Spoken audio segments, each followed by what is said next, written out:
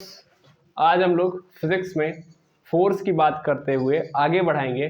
क्योंकि इसके पहले हम लोगों ने फिजिक्स के अंदर ये देखा था कि फोर्स कितने टाइप के होते हैं और ऑन द बेसिस ऑफ किस पे देखा था, फंडामेंटल फोर्सेस, यानी ऐसे फोर्सेस जो हर एक ऑब्जेक्ट के अंदर लग रहे हैं। मतलब ऐसे फोर्सेस को आप ऊपर से नहीं लेके आ रहे, वो फोर्सेस लग रहे हैं किसी ऑब्जेक्ट के ऊपर ऑलरेडी पहले से ही, यानी वो पहले से एग्जिस्ट कर रहे हैं। ठीक है, तो फंडामेंटल फोर्सेस के बारे में आप लोगों ने पढ़ लिया था टाइप्स ऑफ फोर्सेस में। आज हम फिर टाइप्स ऑफ फोर्स पढ़ेंगे, यानी फिर टॉपिक टाइप्स ऑफ फोर्स ही रहेगा, लेकिन चीजें क्या हो जाएंगी, चेंज। चीजें क्या हो जाएगी, चेंज। मतलब क्योंकि उसके पहले हम लोगों ने फंडामेंटल बेसिस पे देखा था, आज हम लोग देखेंगे कॉन्टेक्ट के बेसिस पे। मतलब यहाँ पे टॉपिक तो मेरा क्या रहेगा, टाइप्स ऑफ फोर्स। भी देखिए फोर्स कितने टाइप के मिलते हैं आपको, टाइप्स ऑफ फोर्स यानी बल के प्रकार। लेकिन किस प्रकार, किस किस आधार पे देख रहा हूं मैं, on the basis of contact, on the basis of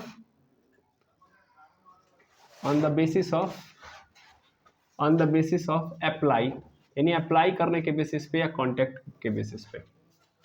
ठीक है, on the basis of apply का मतलब प्रयोग के आधार पे, कि किस तरीके से मैं प्रयोग कर रहा हूं किसी भी फोर्स को, प्रयोग के आधार पे। तो इस आधार पे जो फोर्स होते हैं वो दो टाइप के होते हैं। एक होते हैं कांटेक्ट फोर्स और एक होता है non contact force. Non contact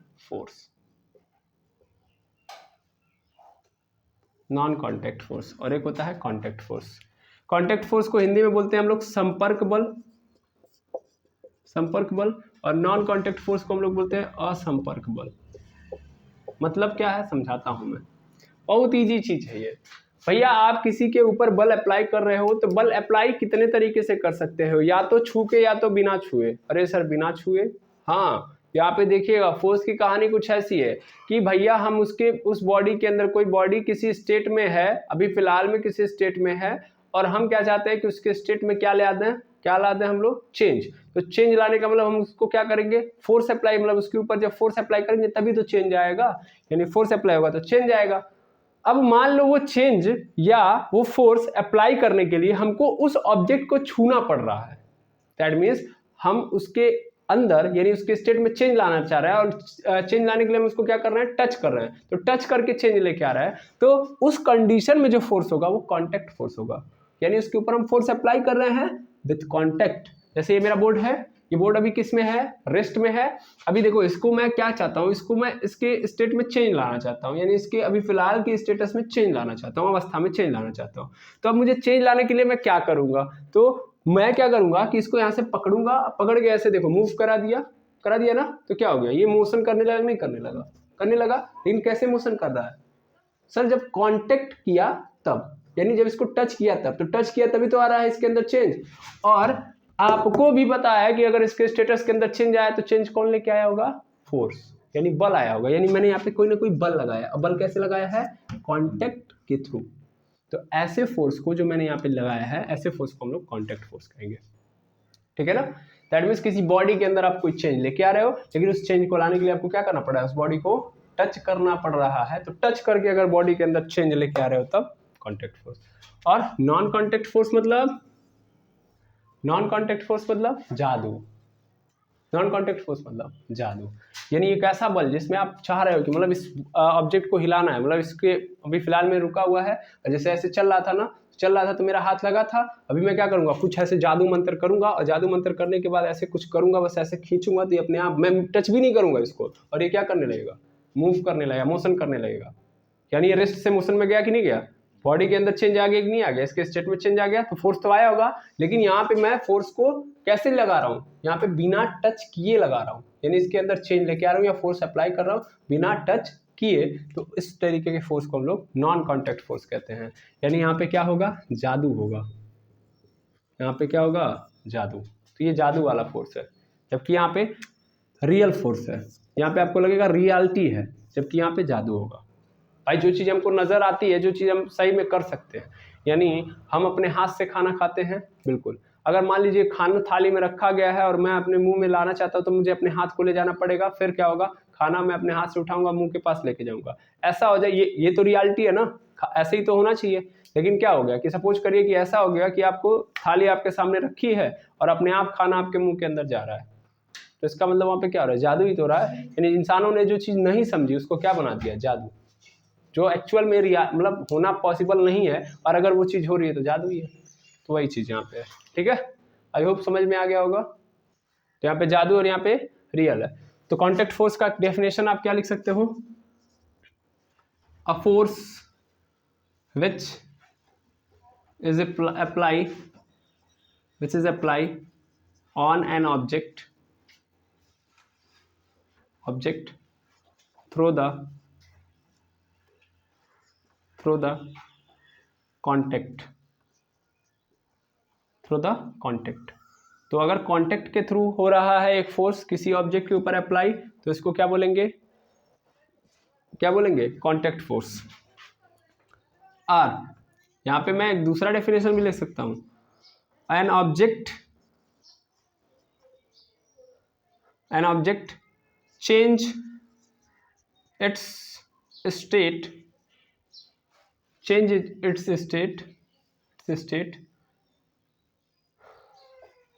an object change its state by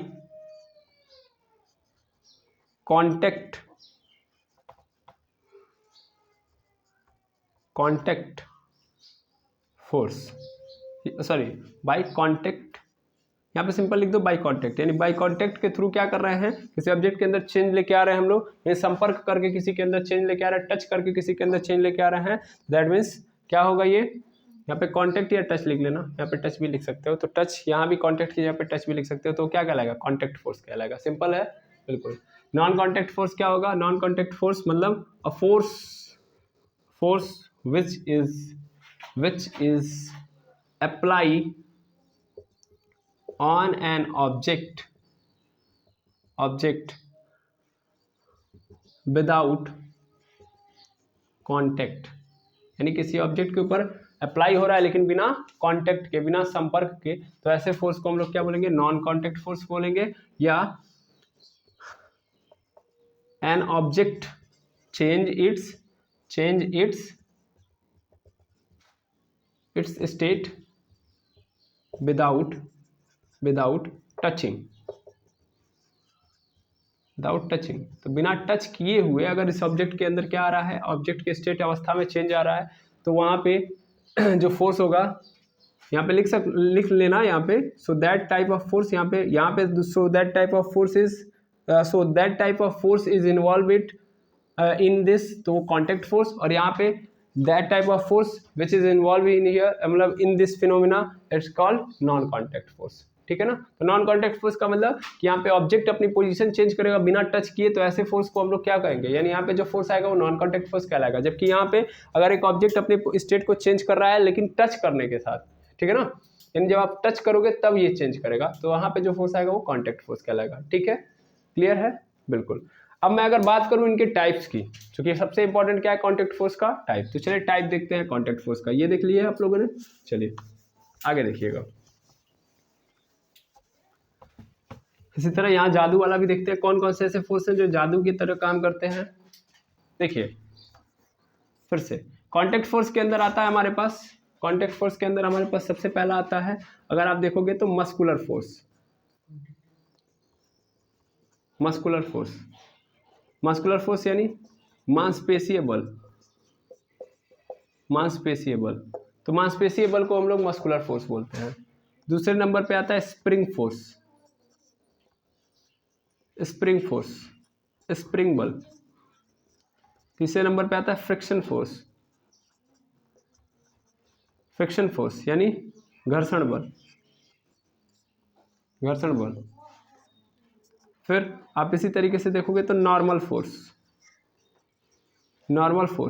ये भी क्या हो गया आपका, normal force is also called आपका संपर्क बल। सॉरी, यहाँ पे नॉर्मल का मतलब नॉर्मल ही होगा, नॉर्मल का मतलब नॉर्मल फोर्स को आप लोग यहाँ पे बोल सकते हैं, अरे हिंदी में इसको बोलते हैं, नहीं नॉर्मल का मतलब साधारण नहीं होगा, यहाँ पे परपेंडिकुलर जिसको क्या होता है, लंबवत बल, सॉरी लंबवत बल। फिर इसी तरीके से नॉर्मल फोर्स के अलावा टेंशन फोर्स यानी तनाव बल।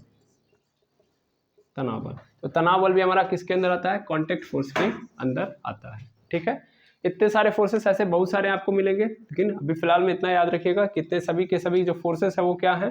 कांटेक्ट फोर्स के अंदर आते हैं। अभी हम इसको एक्सप्लेन भी करेंगे। नॉन कांटेक्ट फोर्स के अंदर आप देखोगे तो कौन सा आएगा? सबसे पहला ग्रेविटेशनल फोर्स। भाई पृथ्वी में यह टच थोड़ी करने आती है किसी ऑब्जेक्ट के पास।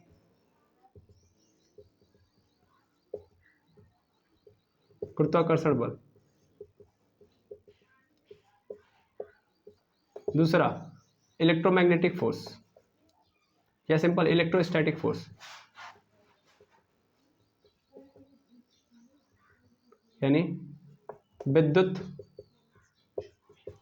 स्थितिकी बल।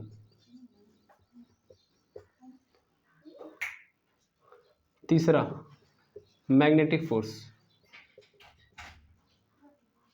मैग्नेटिक फोर्स यानी चुंबकीय बल। ठीक है, तो ये सब के सब क्या कहलाएंगे? Non contact force. Contact force के अंदर ये पूरे के पूरे होंगे और नॉन कांटेक्ट फोर्स के अंदर ये पूरे के पूरे होंगे। ठीक है, तो आई होप ये पूरा का पूरा पोर्शन आपको समझ में आ जाएगा ना, कि प्रकार आप नहीं समझोगे तो फिर दिक्कत होगी, क्योंकि प्रकार नहीं समझेंगे तो फिर प्रॉब्लम होगी। हमको बारी बारी समझना है कि contact force non contact force का मतलब क्या होता है।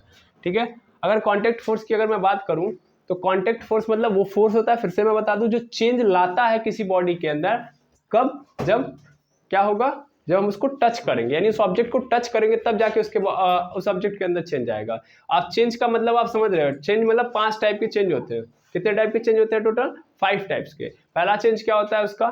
भाई रेस्ट में है तो मोशन में चला जाए, मोशन में है तो रेस्ट में चला जाए। मतलब सेकंड वाला तो ये हो गया ना, पहला मोशन में है तो रेस्ट, सेकंड मोशन में है तो रेस्ट में चला जाए। तीसरा स्पीड उसकी स्लो है तो फास्ट हो जाए, या फास्ट है तो स्लो, यानी स्पीड में चेंज।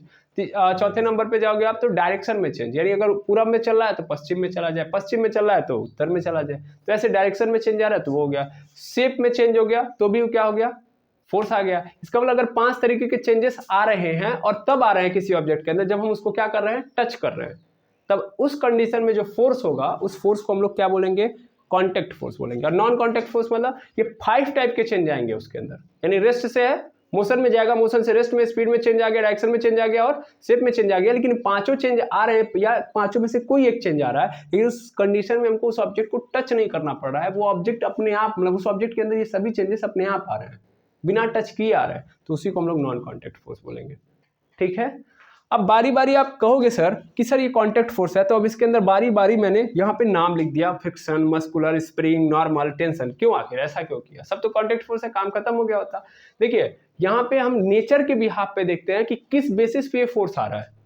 मान लो ये फोर्स कहां से उत्पन्न हो रहा है, किस कारण से उत्पन्न हो रहा है, इस कारण फोर्सेस के हम लोगों ने अलग अलग नाम रखे हैं। भाई कांटेक्ट फोर्स मुझे समझ में आ गया कि टच करूंगा तो लगेगा, बॉडी के अंदर चेंज आएगा तो कांटेक्ट हो गया, यानी वो कांटेक्ट फोर्स कहलाएगा। लेकिन जब मैं टच कर रहा हूं तो टच करने के दौरान मैं कौन सा फोर्स अप्लाई कर रहा हूं, यानी किस कारण वो फोर्स आ रहा है या किस कारण वो चेंज आ रहा है, तो उस बिहाफ पे मैं देखूंगा तो सभी फोर्सेस के अलग अलग नाम रखे गए। जैसे मस्कुलर फोर्स तो वो फोर्स होता है जो हम टच करेंगे और टच करके लगाएंगे, उस बॉडी के अंदर चेंज लाएंगे, लेकिन वो अपने मसल्स के द्वारा लेके आ रहे हैं, तो मस्कुलर हो गया। अगर फिर से वही सेम कंडीशन, एक ऑब्जेक्ट को मैंने स्प्रिंग पे रख दिया तो स्प्रिंग अब उस कंडीशन में मेरे मस्कुलर नहीं चेंज लेके आ रहे हैं। अब स्प्रिंग जब उस ऑब्जेक्ट के स्टेटस पे चेंज लेके आएगा या उसके इन पांचों कंडीशंस के अंदर चेंज लेके आएगा तो स्प्रिंग फोर्स कहलाएगा। अगर फ्रिक्शन के कारण, यानी सरफेस आपस में क्या होती है, इंटरलॉक के कारण जो फोर्स लगता है, यानी कोई ऑब्जेक्ट मोशन कर रहा है तो रुक जाता है। शुरुआत में भी हम लोगों ने समझा था क्यों होता है, क्योंकि एक सरफेस दूसरे सरफेस के अपोजिट फोर्स लगाती है, उसके मोशन को रेजिस्ट करती है, नहीं चाहती है कि आगे बढ़े, तो इसलिए क्या करती है, उसको रोकती है। तो वहां पे फ्रिक्शन यानी सरफेस के कारण वो फोर्स लगा है, तो इसलिए क्या हो रहा है, फ्रिक्शन फोर्स, यानी सरफेस के कारण चेंज आ रहा है तो फ्रिक्शन फोर्स। नॉर्मल फोर्स यानी कोई ऑब्जेक्ट किसी के ऊपर जब बैठ जाता है तो क्या करता है, वो बैठेगा तो इसका मतलब क्या करेगा, उसके ऊपर बल लगाएगा, तो वो सरफेस भी उसके ऊपर एक बल लगाना चालू कर देती है, यानी सरफेस जब किसी के ऊपर बल लगाएगी तो वहां पे नॉर्मल फोर्स हो जाएगा। और टेंशन फोर्स यानी अगर मान लीजिए किसी रस्सी के थ्रू, मतलब किसी रस्सी में मैंने किसी ब्लॉक को बांध दिया तो रस्सी के ऊपर वो ब्लॉक क्या करने लगेगा, फोर्स अप्लाई करने लगेगा, तो फिर रस्सी उस ब्लॉक के ऊपर चेंज लेके आएगी और वो फोर्स होगा टेंशन फोर्स। मतलब समझ रहे हैं, यहाँ पे किस आधार पे, किस कारण से बल आ रहा है, उस आधार पे मैंने सभी बलों को नाम दिया है। अगर मसल्स के थ्रू आ रहा है तो मस्कुलर फोर्स, यानी बॉडी के अंदर चेंज आएगा, यहाँ पे हर कंडीशन में चेंज आएगा, और पांचों तभी आएगा जब टच करेंगे ऑब्जेक्ट को, तो अगर मसल्स के थ्रू ये चेंज आ रहा है तो मस्कुलर फोर्स, स्प्रिंग के कारण आ रहा है तो स्प्रिंग फोर्स, फ्रिक्शन के कारण आ रहा है यानी सरफेस टू सरफेस आ रहा है तो इसका मतलब फ्रिक्शन फोर्स, एक सरफेस दूसरे सरफेस पे चूंकि उसके ऊपर बैठा है इसलिए लगा रही है तो नॉर्मल फोर्स। टेंशन फोर्स मतलब एक रस्सी के कारण जब कोई फोर्स आ रहा है तो वो टेंशन फोर्स। ठीक है, बिल्कुल। तो ये हो गया मेरा contact force. Non contact force मतलब ग्रेविटेशनल फोर्स। अब यहाँ भी मैंने अलग अलग नाम रखे हैं, तो यहाँ भी नेचर सबका अलग अलग है, हर फोर्स का नेचर अलग अलग है। क्यों? क्योंकि इसके लगाए जाने का कारण अलग अलग है। जैसे ग्रेविटेशनल फोर्स की मैं बात करूंगा तो ये पृथ्वी के द्वारा जो लगता है बल, उस बल की बात कर रहा है। मैं यहाँ पे बार बार पृथ्वी डिनोट कर रहा हूँ, लेकिन अगर एग्जैक्ट में बोलूँ तो ये गलत है कि केवल पृथ्वी द्वारा। कोई भी ऑब्जेक्ट एक दूसरे ऑब्जेक्ट पे अपने मास के कारण जब लगाता है फोर्स तो वो ग्रेविटेशनल फोर्स लगाता है, वो ग्रेविटेशनल फोर्स कहलाता है। यहाँ पे कभी भी दो मासेस को आपस में टच होने की जरूरत नहीं है, ठीक है ना, ये बात आपको याद रखनी है। तो यहाँ पे कहीं भी टच नहीं होगा, यानी एक ऑब्जेक्ट के अंदर चेंज आएगा और दूसरा ऑब्जेक्ट चेंज लेके आएगा तो इसका जरूरी नहीं मतलब है कि वो दूसरा वाला ऑब्जेक्ट इसको टच करेगा तभी, ठीक है ना, बिना टच किए होगा। वैसे ही यहाँ पे इलेक्ट्रोस्टैटिक फोर्स है, चार्जेस आपस में लगाएंगे, यानी एक प्लस वाला एक माइनस वाला है तो चार्जेस प्लस और माइनस आपस में मोशन करने लगेंगे जब एक दूसरे को देखेंगे तो, ठीक। प्लस प्लस है तो रिपेल करने लगेंगे, माइनस माइनस है रिपेल करने लगेंगे। तो ये चार्जेस के बीच में लगने वाला फोर्स है, यानी चार्जेस के कारण लगने वाला फोर्स है, तो इसको इलेक्ट्रोस्टैटिक फोर्स बोलते हैं। मैग्नेटिक फोर्स मतलब दो चुंबक अपने ध्रुवों के कारण लगाते हैं, यानी दो चुंबक अपने नेचर के कारण जब लगाते हैं फोर्स तो उसको मैग्नेटिक फोर्स बोलते हैं, ठीक है। जैसे आप लोगों ने इसके पहले भी हम लोग मतलब पिछले वाले लेक्चर में ही हमने एक्सप्लेन भी किया था कि देखो दो चुंबक कैसे लगाते हैं, कैसे रिपेल करते हैं, क्योंकि उनके पास दो ध्रुव पाए जाते हैं। आपने देखा हुआ है, एक उत्तरी ध्रुव और एक दक्षिणी ध्रुव, यानी साउथ पोल और नॉर्थ पोल। तो साउथ नॉर्थ आपस में क्या करते हैं, अट्रैक्ट होते हैं, और नॉर्थ नॉर्थ रिपेल करते हैं, साउथ साउथ रिपेल करते हैं। ये सब हम लोगों ने समझा था। तो थ्रू द नेचर, यानी नेचर के कारण या नेचर के द्वारा जब बल लगाया जाता है अलग अलग, तो इसीलिए उनके नाम क्या है, अलग अलग है। मसल्स के द्वारा लगाया जा रहा है तो मस्कुलर फोर्स, स्प्रिंग के कारण लगाया जा रहा है स्प्रिंग फोर्स, एक ऑब्जेक्ट दूसरे ऑब्जेक्ट के सरफेस पे मोशन कर रहा है तो जो फोर्स लगेगा फ्रिक्शन फोर्स, एक ऑब्जेक्ट दूसरे ऑब्जेक्ट के सरफेस पे बैठा हुआ है तो नॉर्मल फोर्स, एक ऑब्जेक्ट दूसरे ऑब्जेक्ट मतलब या सिंपल रस्सी के अंदर जो बल लगता है, सिंपल एक रस्सी से हम एक ऑब्जेक्ट के अंदर बांध दें या रस्सी को ऑब्जेक्ट के ऊपर लटका दें, सिंपली रस्सी से मैं किसी ऑब्जेक्ट को लटका दूं तो रस्सी के अंदर जो फोर्स लगता है या रस्सी उस ऑब्जेक्ट को लटकाए रखने के लिए जो फोर्स लगाती है वो टेंशन फोर्स। पृथ्वी या किसी भी मैसिव बॉडी के लिए, यानी एक मास दूसरे मैसिव बॉडी पे जो फोर्स लगाती है ग्रेविटेशनल फोर्स, दो चार्जेस दो आवेशों के कारण जो फोर्स लगता है इलेक्ट्रोस्टैटिक फोर्स, मैग्नेट यानी चुंबक के कारण जो फोर्स लगता है वो मैग्नेटिक फोर्स, ठीक है। हाँ या ना? तो अगर मैं देखूँ तो मैं मोटी मोटा सबको आपको सब फोर्सेस को आपको मैंने एक्सप्लेन कर दिया। अब आता है बारी कि मैं बारी बारी इसको एक्सप्लेन करूं कि यानी मस्कुलर फोर्स क्या होता है, स्प्रिंग फोर्स क्या होता है, फ्रिक्शन फोर्स क्या होता है, नॉर्मल फोर्स क्या होता है। तो इसको हम लोग नेक्स्ट वीडियो के अंदर देखेंगे। फिलहाल में आपको इतना आपको क्या करना है, समझ लेना है। मिलते हैं नेक्स्ट वीडियो में। आज के लिए इतना ही। थैंक यू वेरी मच है बस, क्योंकि जहाज उड़ रहा है ना, दिक्कत हो जाएगी।